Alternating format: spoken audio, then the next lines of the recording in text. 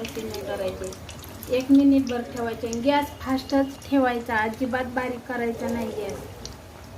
Gas fast ठेवायचा. Gas जर कमी केला आणि तेल जर चांगलं तापलेलं नसेल ना तर फुटण्याची शक्यता असते. तर हे पहा कसे छान असे तळून झालेत लाल. आता लाल कलर आला पाहिजे. एक सुद्धा वडा फुटलेला नाही का काही नाही.